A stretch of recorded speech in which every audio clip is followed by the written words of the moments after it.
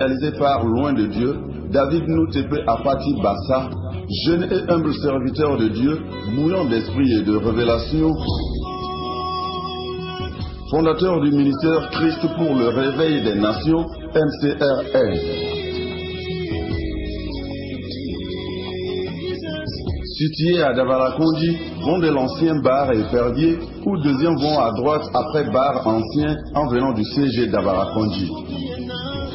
Contact 90 02 21 91 98 57 55 51.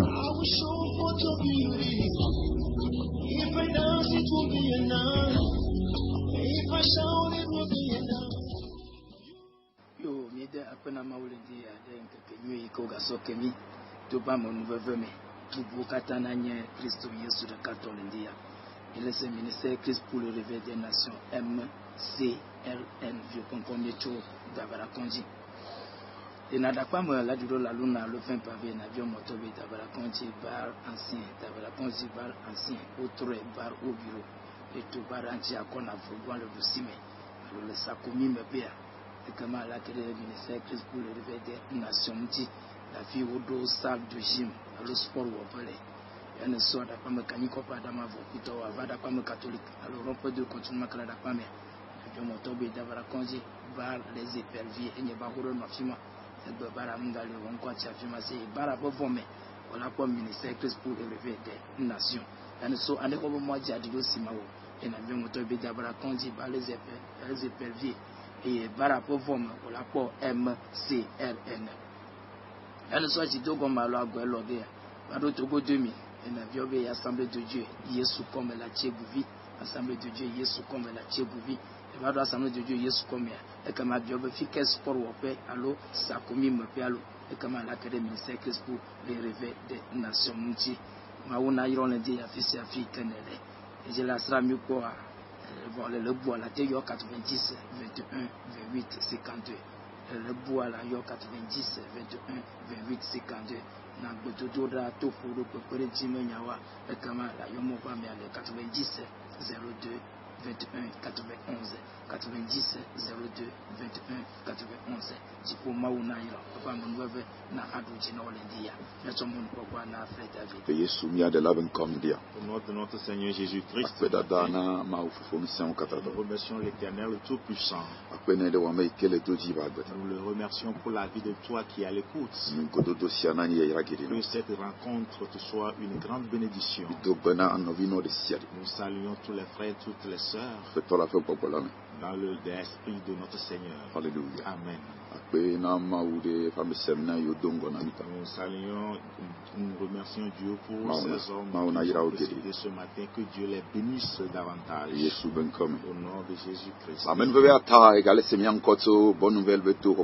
Par la grâce, tu écoutes nos voix par la radio Bonne Nouvelle. Et nous saluons le directeur avec tout son staff. Que Dieu le bénisse davantage. Au nom de notre Seigneur Jésus-Christ. Amen. Ce matin, nous allons prier un peu. Et après quoi, nous allons apprendre la parole de Dieu. Alléluia. Amen. Alléluia. Amen. Et j'aimerais m'adresser à ceux qui sont connectés à nous. Et après l'émission, nous recevons des appels. Alléluia. Amen. Et donc quand tu appelles, il faut être précis, direct. Alléluia. Amen. Parce que beaucoup sont hors antenne. Alléluia. Amen. Et il faut aller, il faut dire exactement ce que tu veux dire. Afin de pouvoir donner l'occasion aussi aux autres. Alléluia. Amen. J'ai J'ai deux lignes, mais quand les deux lignes sonnent en même temps, je ne peux que décrocher une seule. Alléluia. Amen.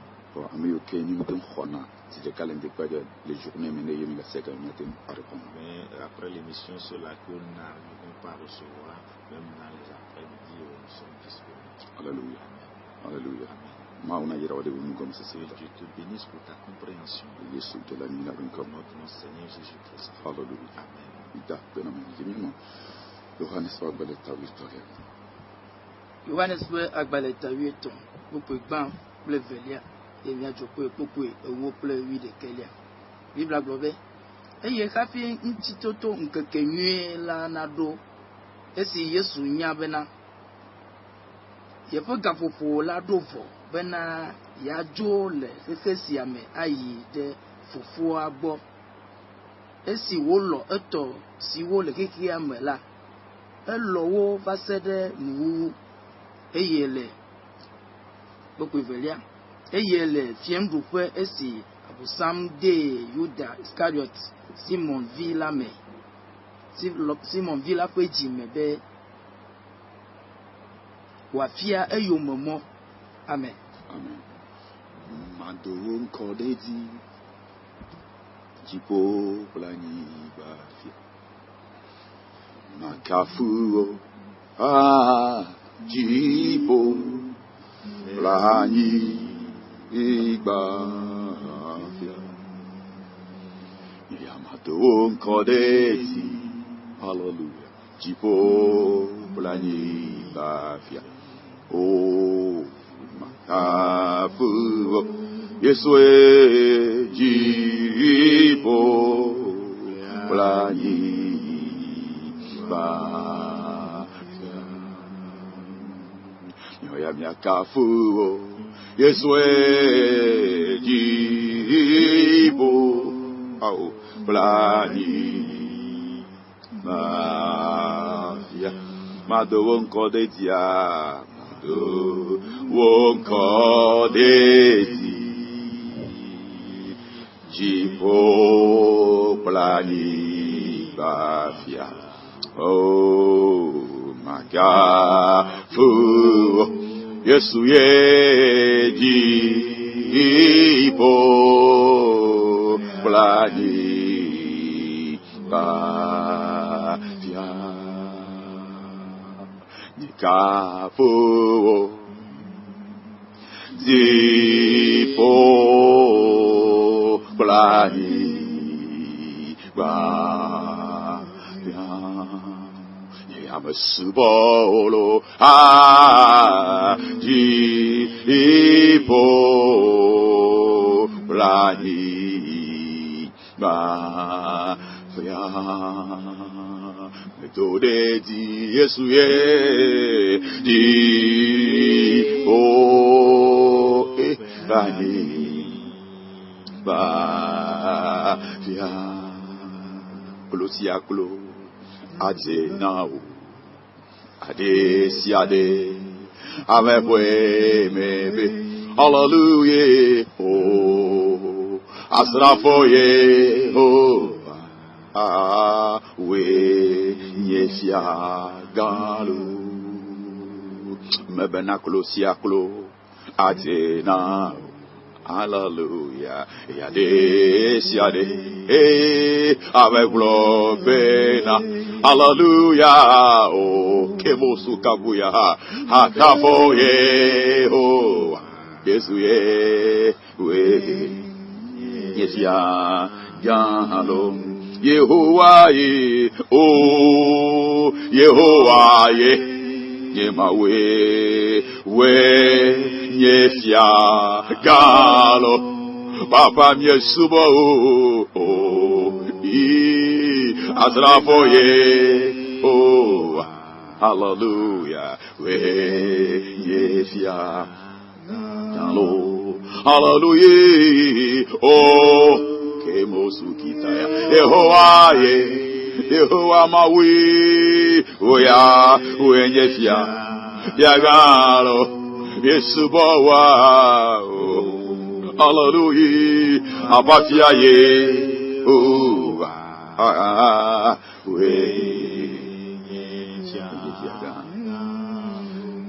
et nous le donnons au dire Togonyigba Joba now Togonyigba eva kuluji lenkume. Eye mi to bubu kata tona. Bo we mi kwa gbele. We mi dogo mokpoko sumiansi. Tema no meo apeto. No kata nye tofuluko. Akena olenti kanya ya. La me nami mon popo be nyanga no nyame. Nya ka tokweda. Kafu nye totebe. Le Yesu ben kolame. Va ko unu kontindia. La me de chitelendia. Vumole nkona me de. Nambe de wa dita se wo ganyeni. Le Yesu Christo Nazareth la ben kome. Me décréter ben na otamo dodon dia to evame. La Messia me va ben. Le Yesu ben kome. Résistance au katami do asi oji. De degano na basalao. Ro biala ba nu tokpe. Ami o chia te do nya te fenti papa. Ale ne nya ale buladi de na do gomanami. Wa tona idadagbo. Le Yesu Christo ben kome. Wowodo. Pena mi miazu ya irato. Yesu ben kolam. Wane swa gwa le tawi tolia minal woglobena. Jean 3, Jean chapitre 13 dit. Yesu Christo esmekeko. Eye hafi nchi toto nkeke nyila nado. Esi Yesu nyabena. Yepe gapopo la dovo. Bena ya ajo le keke siam. Yesu Christo nyabe yebe gapopo. Eva subena ya jo le hiheme aide fofo labo. Jésus, sachant que son heure était venue de passer de ce monde au Père, il a reconnu que son heure est venue. Son temps est venu de passer de ce monde au Père. Ce n'est pas quelqu'un qui est en train d'écourter sa vie. Ce n'est pas une maladie qui est en train d'écourter sa vie. La journée comme Dieu l'avait prédit. Le temps comme Dieu l'avait prédit. Et c'est le temps qui est venu. Il marche selon le programme de son Père. Je te dis, toi qui as l'écoute ce matin, Amen. Amen. Tu seras rassasié de tes jours comme cela est écrit depuis le ciel. C'est comme ça pour toi. Jésus a reconnu que son temps, son heure est venue pour partir. Ce n'est pas l'agenda d'un méchant. Praise the Lord. Alléluia. Ce n'est pas l'agenda des pharisiens. Ce n'est pas l'agenda du diable. Il a reconnu que c'est l'heure que son papa avait prédit de quitter cette terre pour aller à son Père. Il peut arriver qu'un chrétien décède. Mais tu seras rassasié de tes jours. Et les 6 mois qui sont devant nous, elle va apporter beaucoup de choses. Et les 6 mois vont apporter beaucoup de choses selon le signal que l'Esprit me donne. Mais tu dois être sérieux. Parce que la mort est en train de faire rage. Donc les forces des séjours des morts détruisent les choses. Ce matin, je veux te dire que ce n'est pas l'accident qui va écourter ta vie. Ce n'est pas une maladie qui va écourter ta vie. Ce n'est pas les événements qui vont écourter ta vie.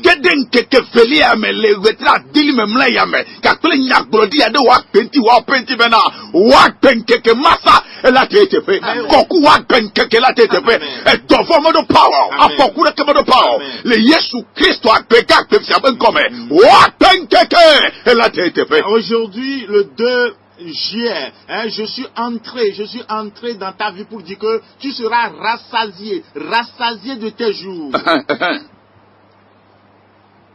Ainsi, Gabopola le keke siame ayi de fufu agbo. Ainsi wo lo eto si wo le keke amela. Elo wo va sere nuwu. Pokwe velia globe. Eye le fiendu fe esi abusam de Judas Iscariot Simon Villa. Amen. Amen. Alléluia. Amen. Abusam recruté Amédée le Yesu. Et le diable a recruté quelqu'un parmi les disciples de Jésus. Et cet homme aimé de Jésus-Christ, il lui a confié un poste financier. Et à un moment donné, il est envieux et jaloux. Et maintenant, il est en train de se tirailler avec Jésus-Christ. Mais Jésus n'a rien dit. Alléluia. Amen. Et l'honneur qu'on adressait à Jésus-Christ, il a bâclé cela. Il était furieux parce que les gens honoraient Jésus-Christ. Et il utilisait l'argent comme bon lui semble. Et il dépensait l'argent comme bon lui semble. Il était envieux. Et il était jaloux. Il était jaloux. Et la Bible déclare, le diable lui a dit de livrer Jésus-Christ. Et je ne sais pas celui qui veut te livrer. Je ne sais pas comment on veut te livrer. Mais comme Jésus-Christ est vivant, nous vivrons. Une fois que Jésus-Christ est vivant, nous aussi nous vivrons. Peu importe ce que le diable a dit dans la tête de quelqu'un. Peu importe ce que la jalousie va donner à quelqu'un. Beaucoup disent prophètes, ils sont remplis de jalousie. Et ils complotent contre leurs collègues. Dans la nuit profonde, ils font de mauvaises prières. Je parle maintenant selon l'esprit. Qui a préparé le cercueil. Que toi-même tu en sois victime. Toute âme de la mort et qui est préparée contre un homme de Dieu, je décrète ici que l'âme entre dans le camp de l'ennemi. Tel que Jésus est vivant, nous aussi nous serons rassasiés de nos vies. Et nous allons vivre dans la santé, dans la joie et dans la paix. Alléluia. Amen. Alléluia. Amen. Malheureusement,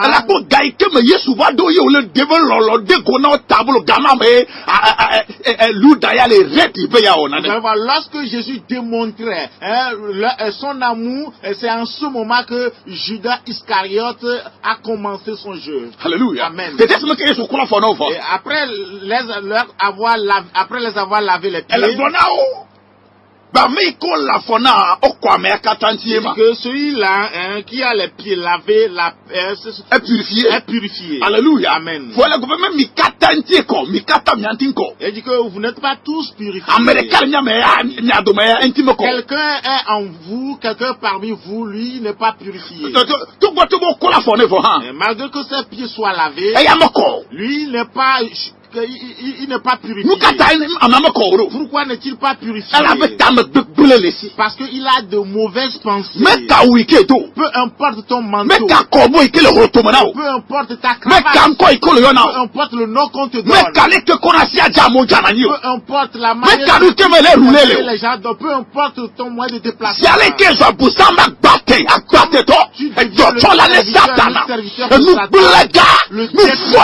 le méchant, parce que tu as reçu des gris-gris quelque part, et tu es sale, tu es souillé. Je prie, que le Seigneur fait résister toute personne qui fait des complots contre ta vie. Il est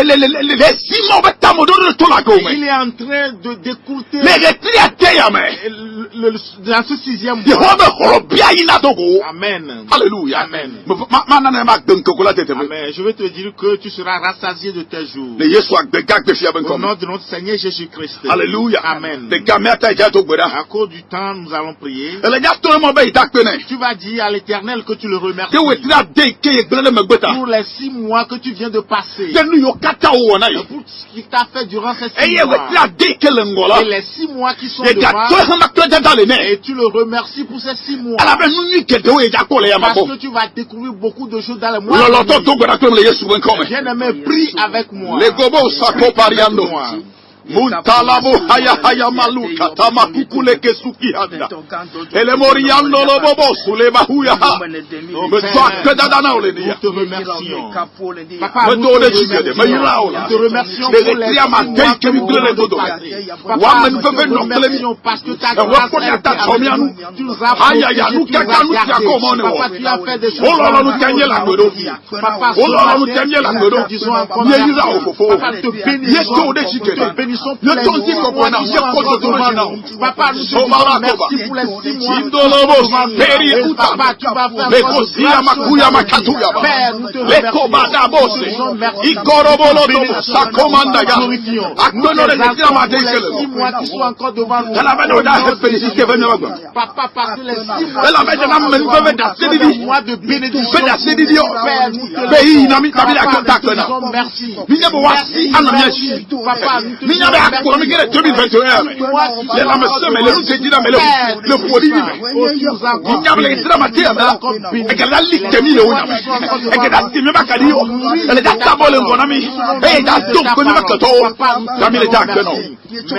disons merci.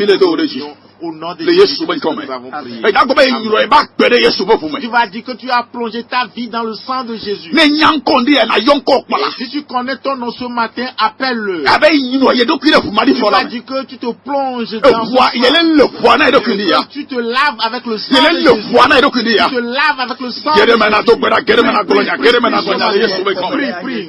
Seigneur, ce matin, nous te disons encore merci. Papa, je me plonge dans le sang de Jésus-Christ.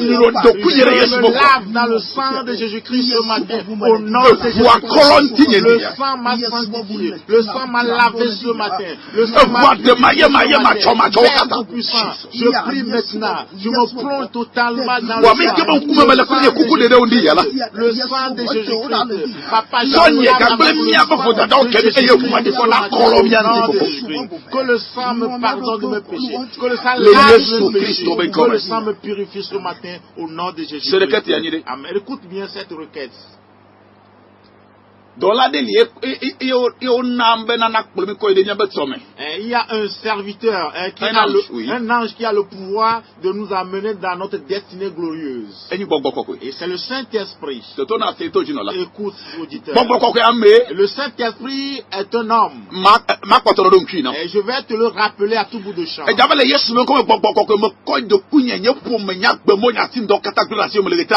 tu vas dire, Saint-Esprit, je confie ma famille, moi-même et tout ce que je ferai dans les 6 mois à venir. Ma voix spirituelle, je te l'abandonne. Et je prie à ce que tu saignes mes reins. Conduis-moi dans les 6 mois à venir. Il faut avoir de l'autorité sur ma vie. Je te confie toutes mes voies. Fortifie-moi, affermis-moi. Permets à ce que j'avance dans la foi. Permets à ce que j'avance dans la foi.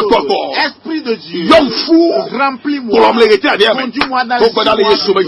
Seigneur, je prie maintenant. J'invoque l'Esprit. L'Esprit du Seigneur. Que l'Esprit m'accompagne dans les 6 mois à venir. L'Esprit m'affermisse au nom de Jésus.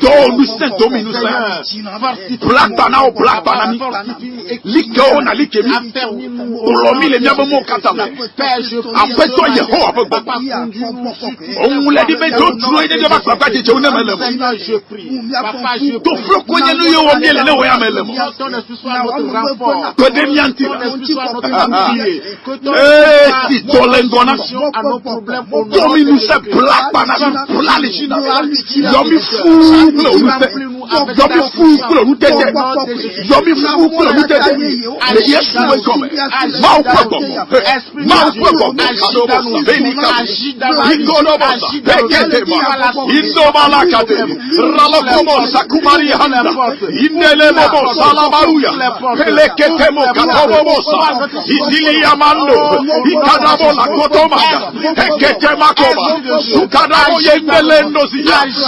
Mahari Otomalika, Akodobobo Seketemoya, Indoma Katuli Hatabaha, Periato Belindosia, Ikadosa, Kemota, Indopakatoya,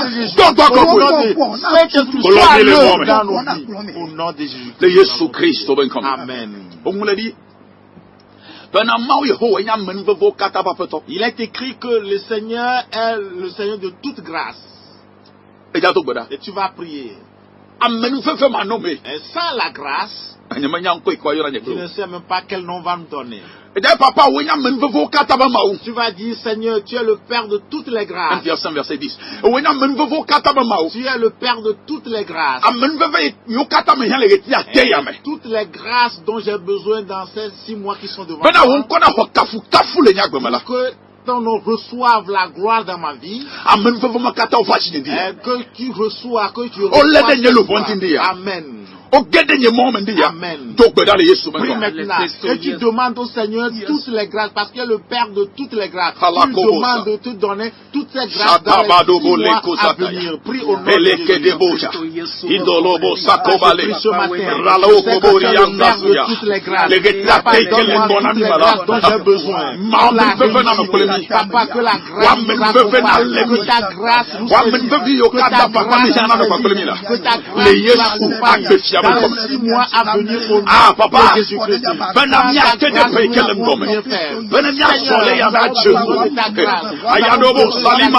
ta grâce soit le que ta grâce soit le que ta grâce soit le que ta faveur soit le Papa, nous prions.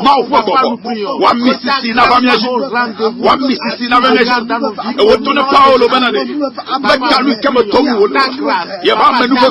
Nous avons besoin de ta grâce.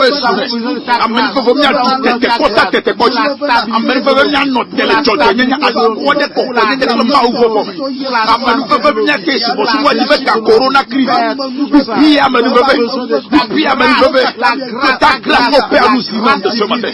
Que ta grâce se saisisse de nos âmes. Que ta grâce, que tes grâces, que tes multiples grâces et faveurs, Seigneur, remplissent nos âmes au nom de Jésus-Christ.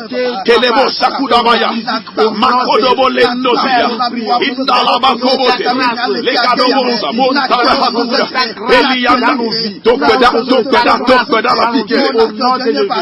Non, que papa, ta grâce soit au rendez-vous. On nous planifie pour qu'on animiato. On nous planifie pour qu'on animiato.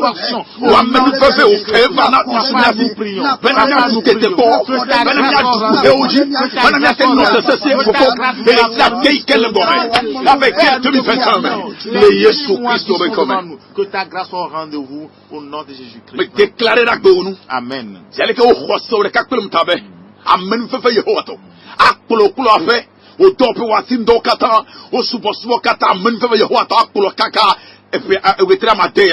Amen. Alléluia. Tu vas entrer avec cette prophétie. Alléluia. Amen.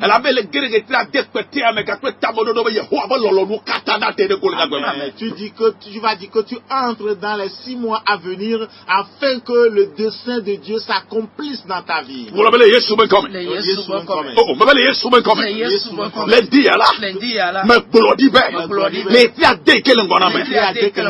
Yehovah Maou, appelle-toi Jehovah, ebe tam dodo, ebe lolonu ya, yaku ya vamena, pour le Yesu ben comme, mais pour la diable Yesu ne.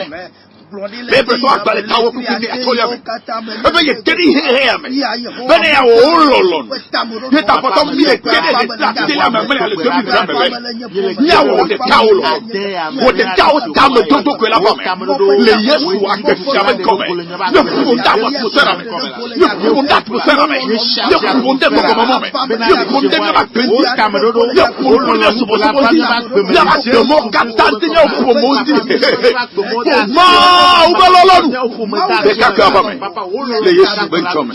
Le Jésus Christ. Amen. Amen. Alléluia. Amen. Auditeur suis-moi. Le Jésus ben comme. Me glorie l'indicane ya. Nous yo kata futoado. Faut mettre un femme. De mon pas me nouvelle ta. Me glorie dit avec. Ma capable que de. Ma capable que de. Ma capable que de. Nous yo kata odo. Be ya tous les yak. Et faut yo kata programmer.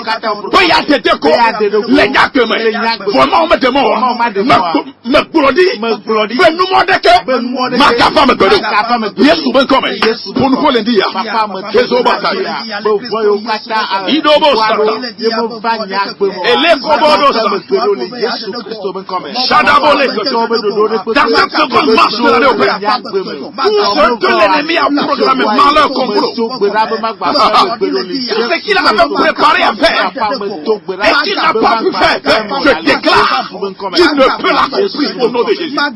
Makafame Godo, Aposamolola, even Tatakolola, allez que le démon va voir, Glori, Makafamo, les Yakumole Hammer, les Toti non la Bakamo, Sanamo Kabonda Lukaya, Makafamo, les Yesu Ben Come. Allez au contrôler na Eyao. Voici la manière dont on contrôle les moments. Praise the Lord. Alléluia. Tu es abondamment béni. Au nom de Jésus. Tu vas encore prier. Tu vas dire, Père, au nom de Jésus, tout ce qui constitue une part du méchant dans ma vie, et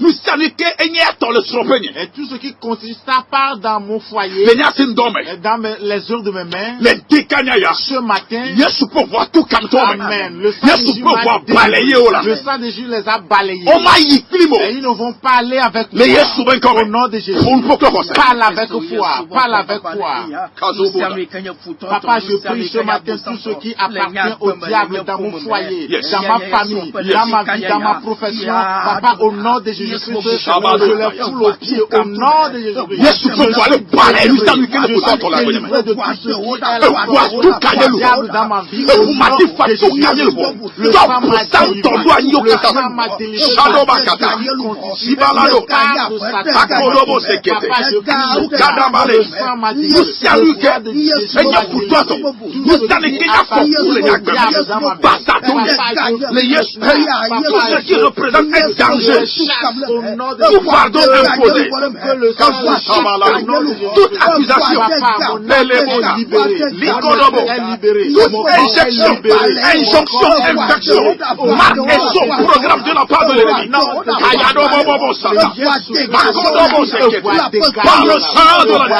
Par le sang de Jésus, je me délivre de cette eau. Au nom de Jésus, je vais parler avec le sang de l'agneau. On va y vivre.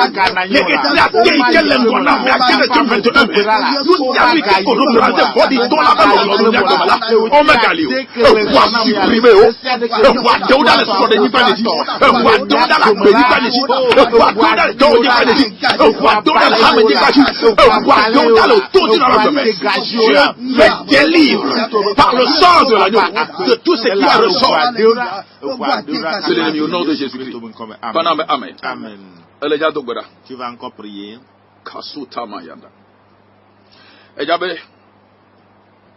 Nous sommes programme les 6 derniers mois. Tout ce qui constitue le programme du diable dans les 6 derniers mois à venir. Il est attaqué. Et tu es en train de les attaquer spontanément. Je les détruis. Tu les détruis. Alléluia. Amen. Quand on enseigne nous maintenant. Écoute, tu as la parole. Tu as la parole. Et tu as assez de parole. Et c'est ce que les enfants de Dieu ont oublié en Zion. Et tu as la parole. Et la parole de foi. Au nom de Jésus-Christ, le débit dépasse le débit des missiles. Et tu as la parole. Et la parole de foi. Et ça, c'est au nom de Jésus. Laisse les engins des Américains.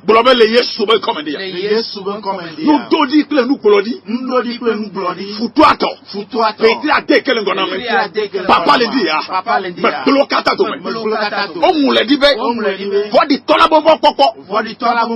Azuya, Azutofloko, les Tatamoglobe, nous douanions, nous glorions, les Yesoubenko, les Triolangoname, Quadiatofloko, les Zatofloko, Keketofloko, pour les Yesoubenko, les Bano Sakomana, Isalabasu, Rano Bobos, Mendo Gazuya, un programme, accident, flottant, dos pada le retrio le ngome le yesu bento de beleto before begili Jesus bedo begili Jesus hey bedo begili la kodo ina makataya elegozi katoto manuya ha ilekete mo kasada asida de tebe suparato mekibuya ha ilo kobaduya makanda hey for the drama of popoka esupepe ma famo Jesus ma famo Jesus bedo begili la cela n'arrivera pas au nom de Jésus. Mando que comme ça a programmé. Ça n'arrivera pas. Ça n'aura pas lieu au nom de Jésus-Christ. Le Guyana Dorano. Tu vas dire que toute flèche de la mort, toute flèche des maladies, alléluia, amen. Tout ce qui va entraîner une amertume dans ta vie, l'Éternel Dieu, il faut que cela tombe dans le camp des hommes, parce qu'il est écrit, il a creusé des trous, il a tombé dans cette alléluia, amen. Amen. Amen. Il est écrit que toute personne qui brise les murailles sera mordue par le serpent. Au nom de Jésus.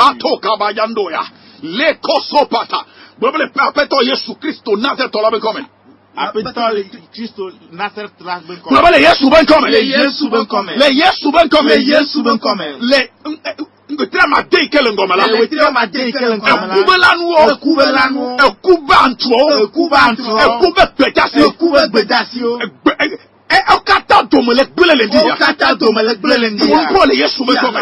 Ye tu no de la katoma ta la. La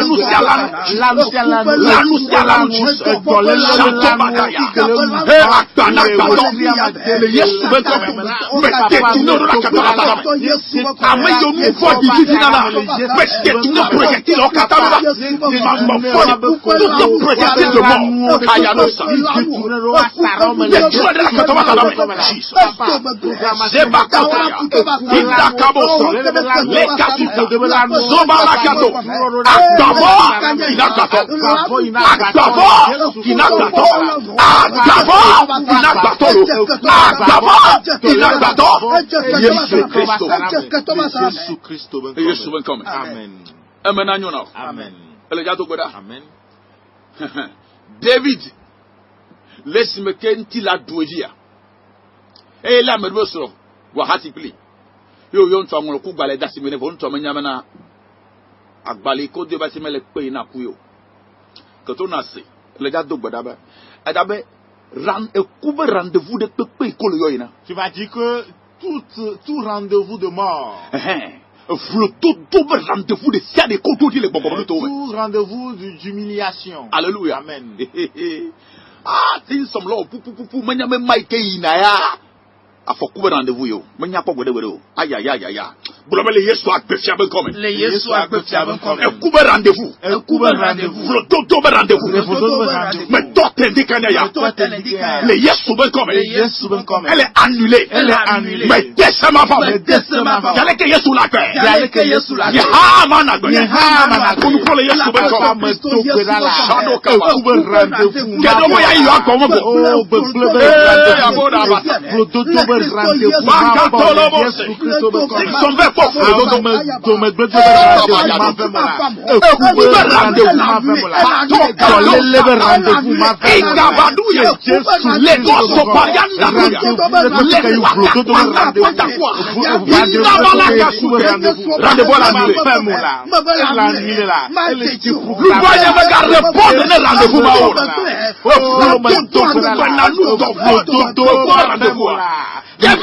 Magato.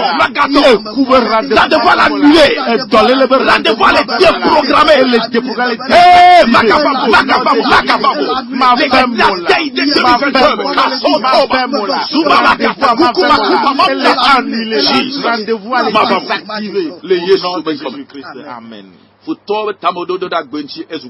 Amen. Amen. Tu vas dire, Éternel, toute personne recrutée par le diable, tout être humain que le diable a recruté pour me détruire ce matin, amen, que ta main puissante le frappe, parce que je suis ton instrument, je viens du ciel, amen, amen, et je suis sous ta conduite.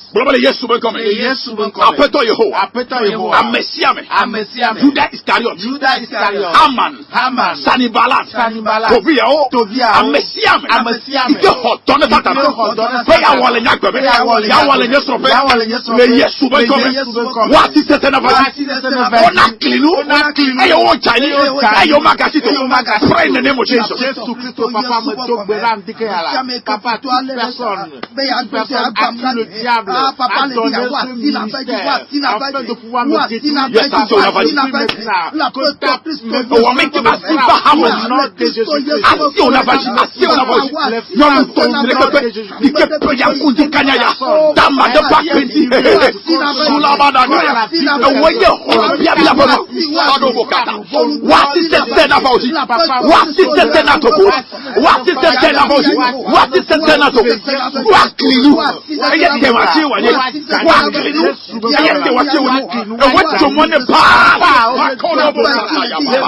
Balaam the Shadis, Balaam the Shadis, Balaam the Shadis, Professor Pop, Shenebotayaba, Iquatobaya, Papa Tomono, American Tomono, Tomono, American Tomono, Yesu Christ.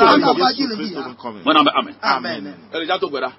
Ejaba wo for samle pike ho inkonye, ho fotonye, ho ntinunye. Le Yesu ben comme vosam le kuye ba amen que ton a fait bibla ben nyak bodi la de kakpi ma do mka betel do do me la bana e fia buneto de li vosam le kuye ko le ne ma obana ba alléluia amen que te po vosam le kuye ba alléluia amen que te nanejo ele ja funu di ya le Yesu be gbogola me bolo le Yesu ben comme le Yesu ben comme vosam le kuye pepe vosam le kuye pepe le mot c'est clime le yokpodeji le hogade me la me flore bakaroji ike hosebla da gbenye apasia Yehowa le dikanya ya okolobia pena gbe vosam le kuye donc dans le Yesu au nom de Jésus-Christ, tu vas dire que tout hôtel qui a reçu mon nom pour me détruire, ce matin tu es en train de le briser au nom de Jésus. Que l'hôtel soit tout brisé hôtel, au nom de Jésus. Et a complété contre la gloire de Dieu dans ma vie.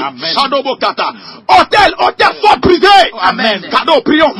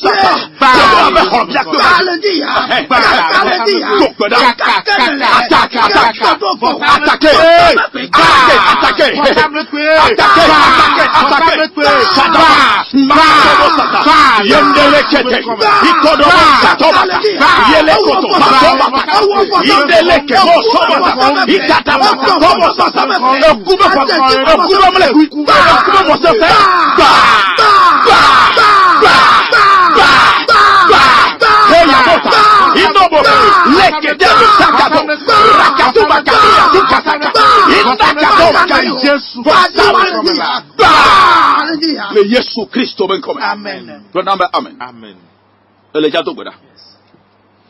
Thank you, Lord Jesus. People be Yehola double dollar over dokola la told ya gadome. New York kata in Zion to atrobo. Amen. Amen. Ajaba Yehowa. Nous sommes kenti yo nyen kota do jifo asinyele. Amen. Bo commander no agere nyagba. Amen. Le Yesu ben comme. Hallelujah. Amen. Ye kwasi bo kata le todome. Ye le commander nous sommes ke koma Yehowa.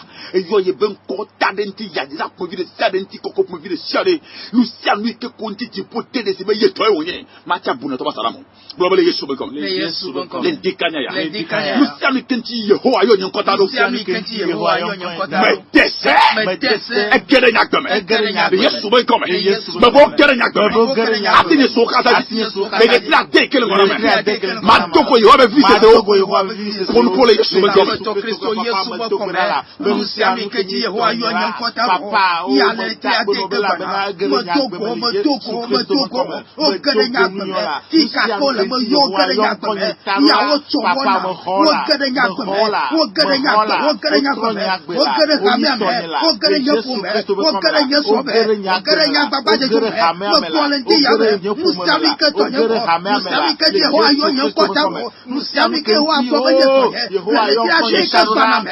O gerenya sibe. O gerenya sibe. O gerenya sibe. O gerenya sibe. O gerenya sibe. Ya ni ke te lo ni ko ta do. O mo volunteer. Mo ka ta do. Ati ni so ka gerenya ko. O gerenya ko. Me le ko lo ke ke la ko ka ba ko la me. Me ko lo ka ta ka lo. Le Yesu Kristo na be ko me ko me. Ati ni so ka ta me tete na to na na ko do me. Me ko ma ke fu to ba bo na to de me. Le Yesu be ko me. Me be yi ati so ka ta we. O ka ta ke ne nya gbe me. Le Yesu Kristo. Ben ko me. Amen. Jojuro wa fukulo. Amen. Elle avait quelle aussi. C'est en fait qu'ils ont lutté avec toi parce que ils ne t'ont pas eu. Le Yesu Kristo ben comme. Au nom de notre Seigneur. Mais Jojuro wa fukulo. Je dis enfin qu'ils ont lutté avec toi. Le de la Yesu ben comme. Au nom de notre Seigneur Jésus-Christ. Hallelujah. Amen. Elle a déjà do gbara gola di. Tu vas encore prier. Pour le trade kele ngom. Le trade ke bana. La messe. Nuti fafa. Dijeme. Eye tonye. Apasi ape kacho monama. Bogbre be maduji. Lapeto Yesu ben kom. Lapeto Yesu ben kom. Makpo ye ketobe tala ito.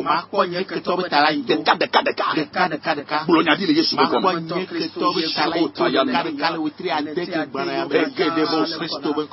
Ralabo kato mande. Indolo bosa. Le date kele ngona me. Akere to be determined. Kakare ni to. Bo mu le kwasa. Jésus Christ ben comme. Me tu apata pa di o Yesu ba me bela ka. O ngere be kwara David ma me ne to aka ne to me kele mo ti ko me kele ya. Le Yesu ben comme. Me tu te ko ka dai to me fe me. Me tu apata pa di to wa me fe me. O Yesu ba ti le. O Yesu ba ti le. Ma o ko boy le to. Ma o ko mo le ngona. Le tata me bloque le force be.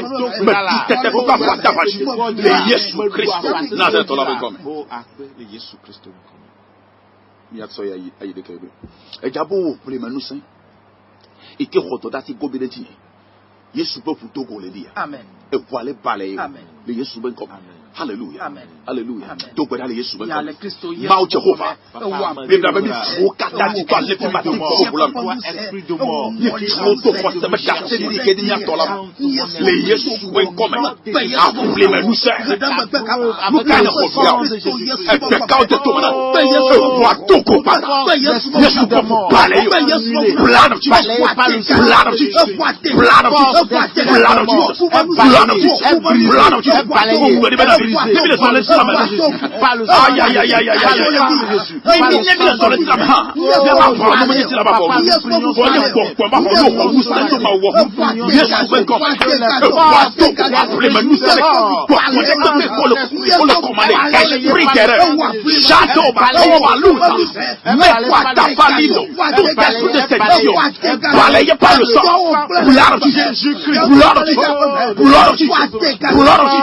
Blood of Jesus, blood of Jesus, blood of Jesus, blood of Jesus, blood of Jesus, blood of Jesus, blood of Jesus Christ. Toute force des séjours des morts. Allez que Jésus la gueule. Mila na gueule. Amen. Allez que Christ Jésus la gueule. Nyando kelili mera. Amen. Allez que Jésus Christ la gueule. Eme anyonami. Amen. E mia de ma ou pe gagner de go. Le Jésus a gueule si aben comme. Elle a do gora côté ya. Le Yesu ben comme. Le Yesu ben comme. Mose plive pepe. Mose plive pepe. Ike hwase na togo du yanti. Ike hwase na togo du yanti. Ne pe Yesu bo funa. Ne pe Yesu bo funa. Ne yo ka ne nyakare fu de yo e. Kazuya ba ha. Hallelujah. Pour le Yesu ben comme. Mose plive pepe ko hwase la. Ne togo du yabeto injia. Ne pe Yesu bo funa. Ne pe Yesu bo funa. Ni kenemi. Ni kese. Ni keno. Wa gbele do me. Yesu bo. Ne pe ne mo se pe yo. To konji pa hoga. de Yesu ben comme amen amen to be menyona le mawo tamodo do to akona mawlendia habado saprado le cadeau bosse au nom de Jésus-Christ. Papa, parce que tu as encore dit que les signes glorieux pour nous. Reçois toute la gloire, reçois tout l'honneur, reçois toute la gloire, dans le nom de Jésus. Toi qui nous as visité ce matin, tu nous en as tellement donné au Père. Nous te bénissons.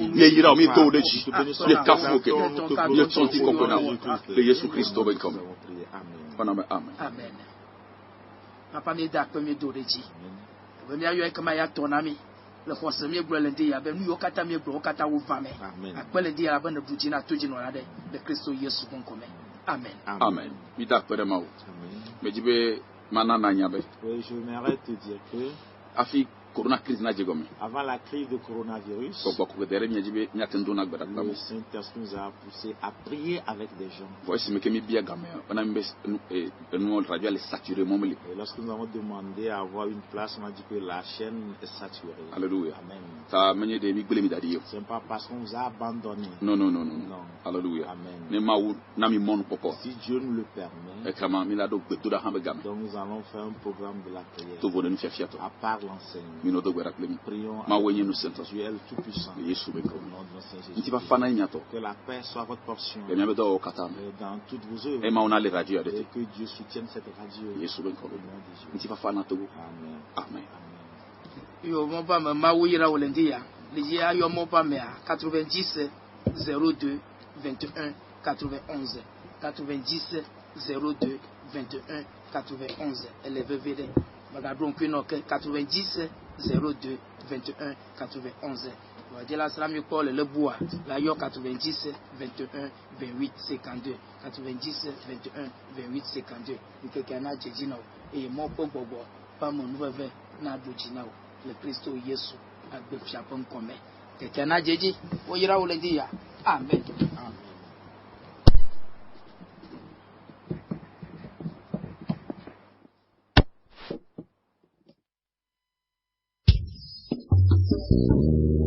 Miroir de la vérité, une émission d'enseignement biblique réalisée par Loin de Dieu, David Noutepe Apati Bassa, jeune et humble serviteur de Dieu, moulant d'esprit et de révélation, fondateur du ministère Christ pour le réveil des nations, MCRN. Situé à Davarakondi, vont de l'ancien bar et Perdier, ou deuxième vont à droite après bar ancien en venant du siège Davarakondi. Contact